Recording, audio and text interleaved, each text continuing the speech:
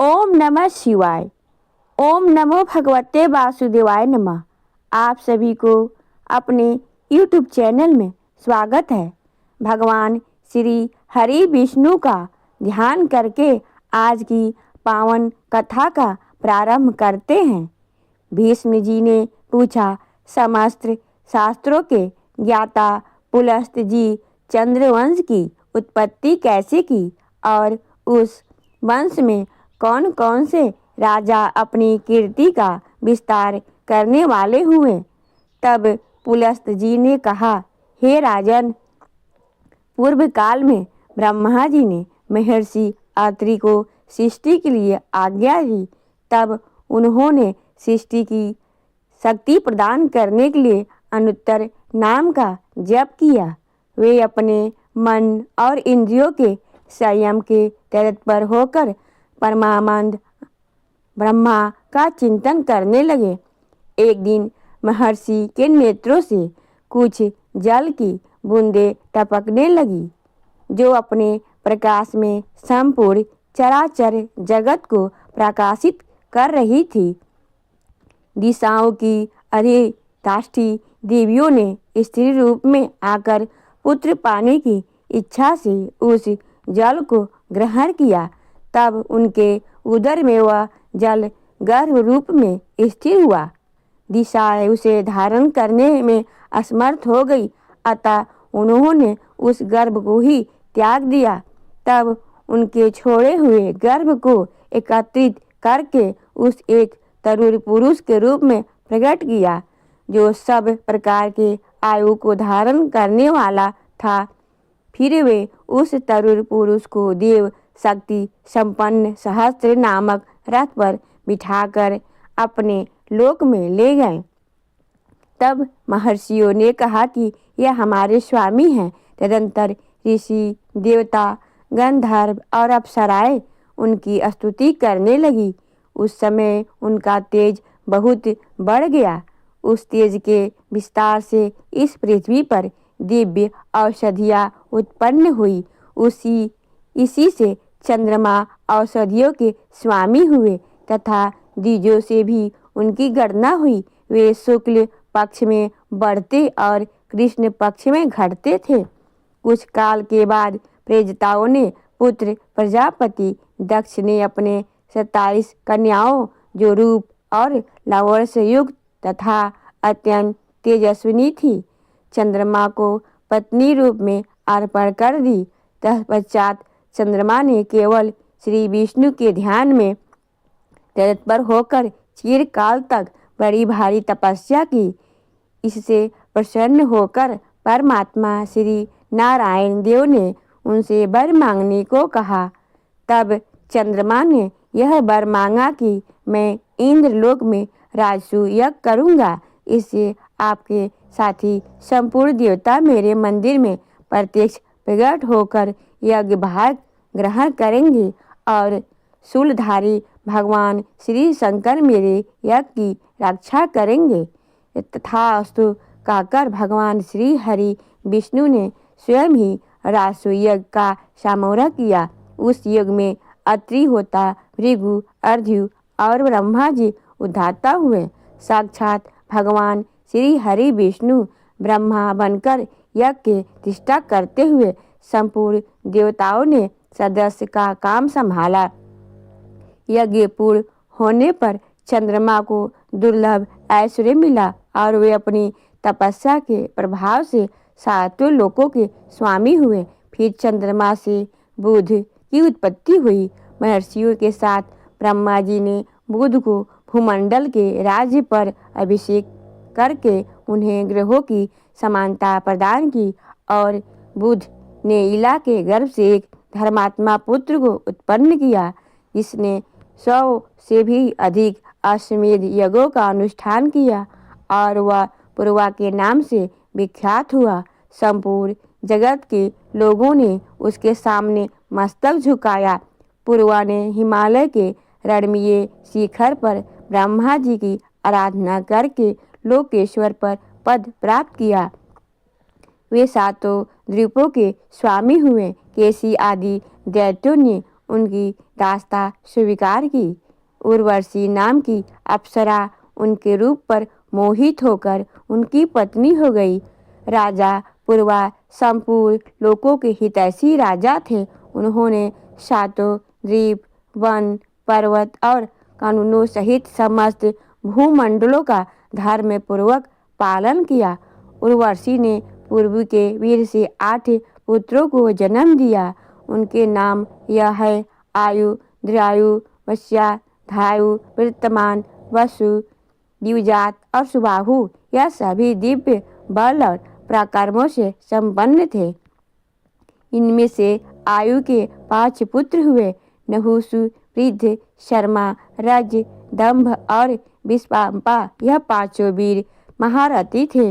रज के 100 पुत्र हुए जो राजे के नाम से विख्यात थे। पुलस्त जी आगे कहते हैं कि हे राजन, रज ने तपस्या के द्वारा पाप के संपर्क से रहित भगवान श्री नारायण की आराधना की। इससे संतुष्ट होकर श्री विष्णु ने उन्हें वरदान दिया, जिससे रज ने देवता, असुर और मनुष्यों को जीत लिया।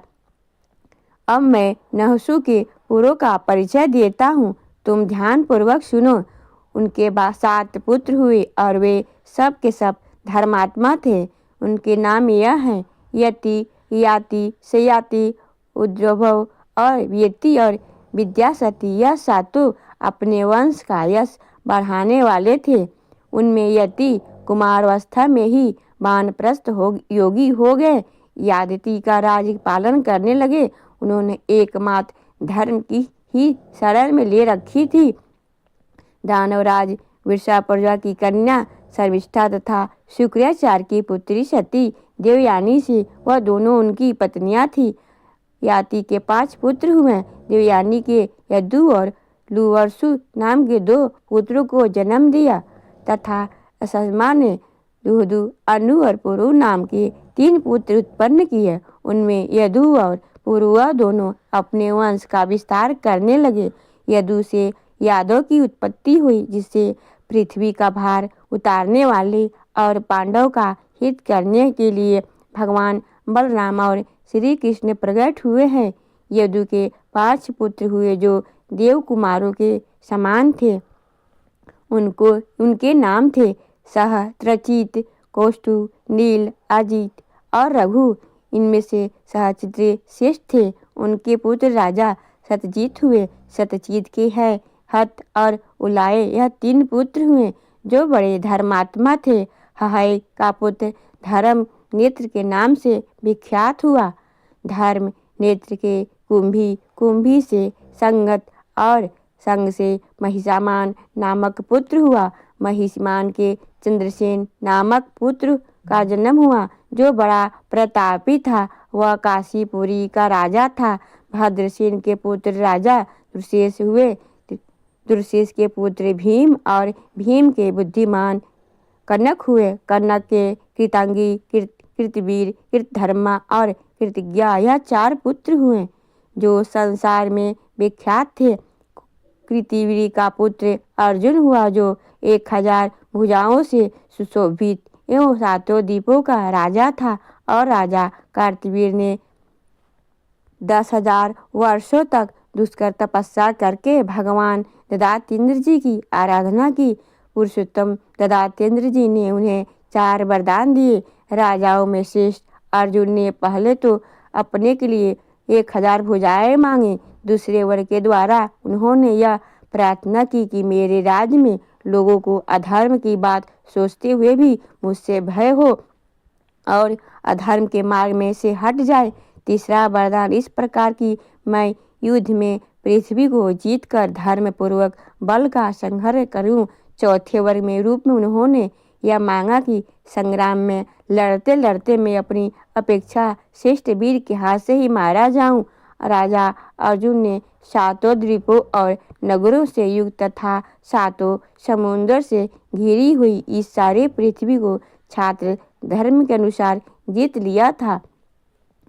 उस बुद्धिमान नरेश की इच्छा करते ही 1000 भुजाएं प्रकट हो जाती थी। महाबाहु अर्जुन के सभी यज्ञों में पर्याप्त दक्षिणा बांटी जाती थी। सब में स्वर्णमय यूप अर्थात स्तंभ और सोने की वेदियां बनाई जाती थी।